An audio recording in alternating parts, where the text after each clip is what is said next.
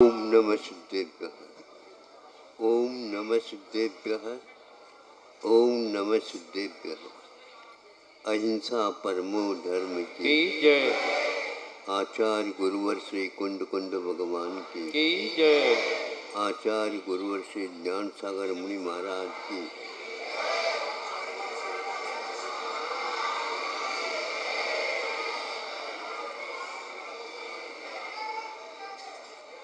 हमारा अड़ोस पड़ोस की ओर देखते हैं, हम जैसे वो दिखते हैं, वो हमें देखते हैं, स्वयं के साथ तुलना करते हैं। हम उन्हें देखते हैं, अपने साथ तुलना करते हैं। हमारी चेष्टा सामने वालों की चेष्टा, औरों की चेष्टा, सब कुछ देखने के उपरांत कोई भेद नजर नहीं आ रहा। वेदी में बैठे भगवान को देखने से भी लगभग यही दशा है, किंतु जब भीतर से देखते हैं अथवा उपदेश सुन करके समझते हैं, बड़ा अजीब सा लगता है। ये कैसा रसायन है? ये एक रसायन। रसायन जब बनता है फिर उसको पूर्ण स्थिति तक ले जाना संभव असंभव तो नहीं है, लेकिन कष्ट साध्य है, समय साध्य है। और कौन सा साध्य है? श्रम साध्य है। और कौन सा?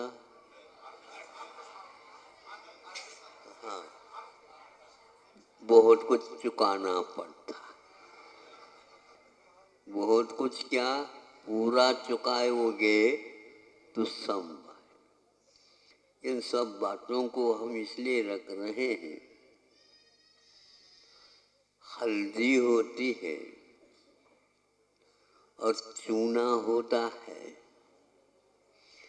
दोनों के रंग आपस में मिलते नहीं हैं, स्पर्श भी मिलता नहीं है, रस भी मिलता नहीं है, गंध भी मिलता नहीं है, कुछ भी नहीं मिलता।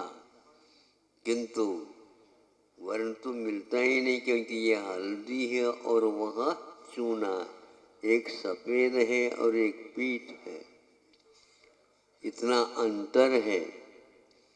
अब इन दोनों का मिश्रण किया जाता है। अनुपात से मिश्रण होने के उपरांत जादू टोना हो जाती है। न चूना दिख रहा है, न हल्दी दिख रही है।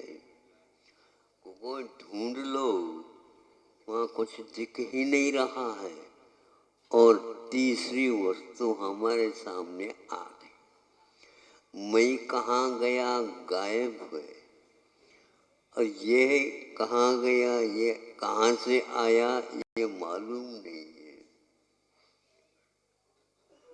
ये कैसा चिपक गया, देखने में आता ये बिल्कुल ही आज आया है, कल जाना रवाना होना है, तो यहाँ पर ये बैठा रहेगा और कोई है ही नहीं वहाँ पर। ये जड़वत है, हिलाया पिलाया खिलाया मिलाया सब कुछ किया, न खाता है, न पीता है, न सोता है, न उठता है, न बोलता है, न कुछ भी नहीं करता। ये क्या है? अरे अब इसमें कुछ है ही नहीं। डॉक्टरों के, वैद्यों के माध्यम से ये ज्ञात होता, इसमें श्वास वगैरह भी नहीं चल रहे हैं। विश्वास नहीं होता कहाँ से कहाँ चला गया वो। कोई किसी को इसके बारे में प्रश्न है? फुर्सत ही नहीं। लाल रंग का उत्पन्न होना, गेरुआ, गेरुआ क्या बोलते हैं? गेरुआ। तीसरा आ गया, कई लोग चोटी के विद्वान होकर के, ये सब पुद्गल के खेल है, उनको मैं विद्वान मानने के लिए कैसे तैयार हो जाऊंगा? अकेले हल्दी से आप गेरुआ रंग बनाओ, अकेले चूने से बनाओ, नहीं बनेगा। दोनों मिलने के उपरांत न हल्दी है न चूना। ये गेरुआ तीसरा कहाँ से आ गया? इसी को आचार्य बोलते हैं, यह न ही हल्दी है और न चूना है, ये है ये गेरुआ कलर। तो मैं कहाँ चला गया? और फिर भी भीतर से आवाज आ रही, मैं। और ये बाहर है तो बोलता न चालता न कुछ भी नहीं करता। केवल पुद्गल की ही परिणति का नाम संसार मानना महान भयानक अज्ञान है। यह सिद्धांत तो है ही नहीं। अकेले की ये करामत नहीं, इसलिए गूढ़ संयम के साथ जो सोचने वाले होते हैं वो क्या कहते हैं? जीव और पुद्गल नाचे यहाँ में, बोलो, रट रखे हैं।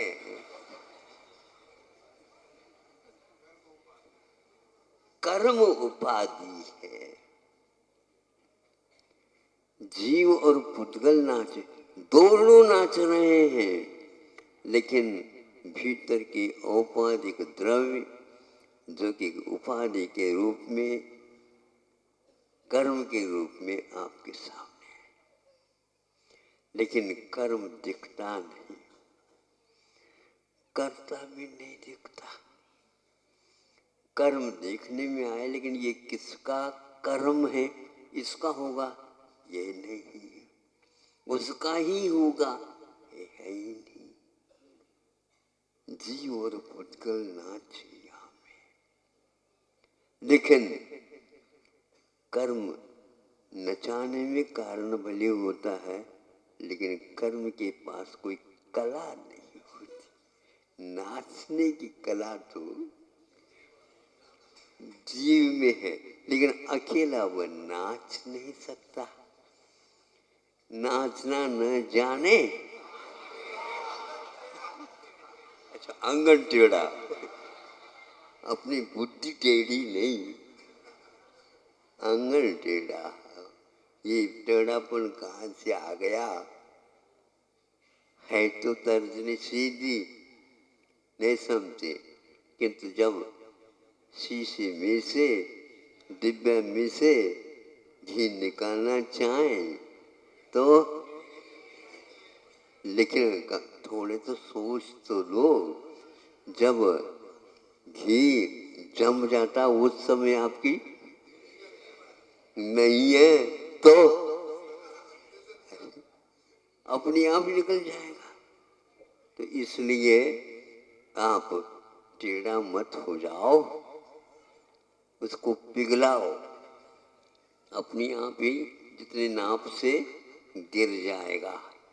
अब बुद्धि का उपयोग करेंगे तो जीव के पास जानने की, देखने की और कला दिखाने की क्षमता विद्यमान है, उसको इससे अलग कैसे करें? तो आचार्य कहते रसायन जैसे हो तो इसको पूर्व स्थिति तक लाया जा सकता है। पूर्व स्थिति क्या थी अनंत काल से कोई पता है, लेकिन अब वहां तक पहुंच नहीं सकता, शुद्ध नहीं हो सकता, ऐसा नहीं है।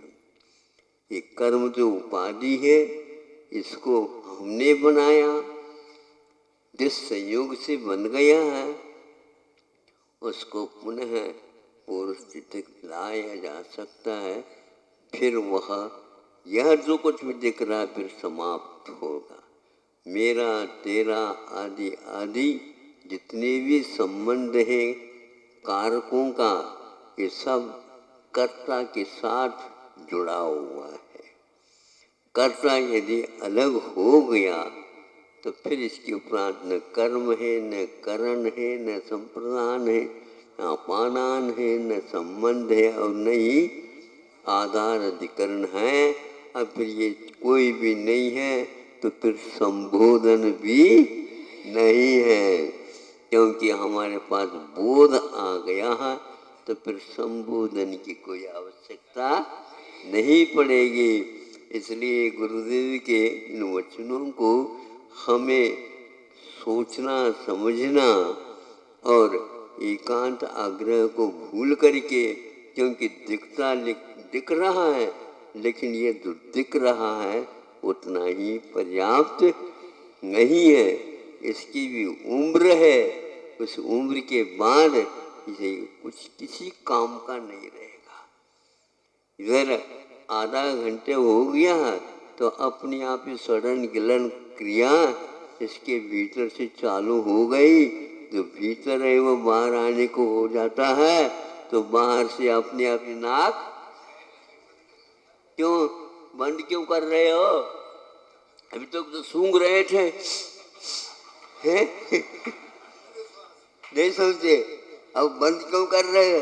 अरे ये मुख भी टेढ़ा हो रहा है, नाक भी टेढ़ी हो रही है, अभी तो फूलता था। इसके बारे में सोचो बंधु, ये नाटक कब तक चलेगा?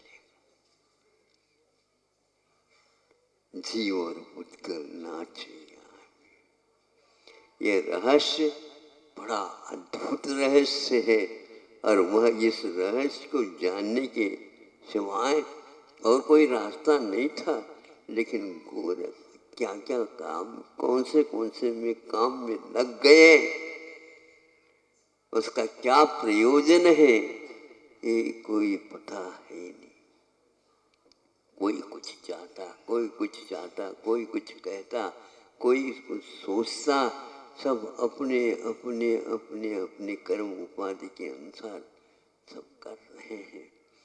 आज जो कुछ भी आप यहाँ पर एकत्रित हुए हो, 22 तारीख के बाद देख लेना कि यहाँ पर कोई होता।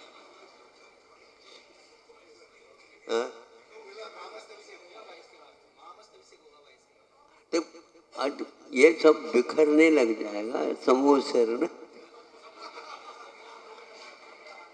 समूह शरण तो लग रहा है लेकिन अब बिखरेगा।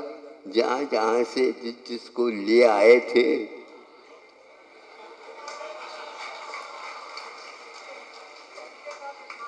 ये पक्का है, तो ये तो पक्का है, आप मानो या न मानो, किंतु यह एक वस्तु स्थिति है। लेकिन ये कब तक, कहाँ तक? दो तत्व ऐसे हैं, कहाँ तक और कब तक? क्षेत्र और काल दोनों के माध्यम से सोचते हैं, बहुत ही अद्भुत लगता। कभी डर भी लगता, कभी विस्मय भी होता, कभी ऐसा लगता कि ये क्या हो रहा है। हो रहा नहीं, ये सब इस प्रकार की व्यवस्था हम लोगों ने कर रखी है। उसके बाद समाप्त हो जाता है। दिन आता है, सूर्य दिखता है, रात में भी तो सूर्य होगा लेकिन वो कहीं दूर होगा, इसलिए दिखता नहीं। इसी को हम रात बोलते हैं। और कभी दिन आता है, दिन और रात दोनों मिलने के उपरांत दिन कहते हैं, एक दिन होता है। तो 12 घंटे जीवन के रात निकल जाती है। दिन के आपाधापी में सब लगे रहते हैं। कहाँ जा रहे हो, क्यों जा रहे हो, कहाँ से आ रहे हो, यहाँ आ रहे हो, जो कोई भी है सबके साथ यही घटित होता रहता। कभी बहुत दिन के लिए चले जाते हैं तो फिर कहते उसको भूल ही जाते हैं हम, क्योंकि बहुत दिन तक नहीं आया। वो भी भूल जाता है। स्थान तो वही है, लेकिन दूरी बढ़ जाती है अथवा हमारे ज्ञान का विषय नहीं बन पाता। सर्वज्ञ भी ऐसे हैं जो बैठे बैठे सब कुछ चित्रण अतीत और अनागत के साथ देख रहे हैं। ये वही चित्र सा लगता है, किंतु साधना का फल उन्हें प्राप्त हुआ है। हम भी यदि उनके अनुकरण कर ले तो अवश्य ही वह फल मिल सकता है, मिलेगा ये विश्वास है। अहिंसा परमो धर्म की जय।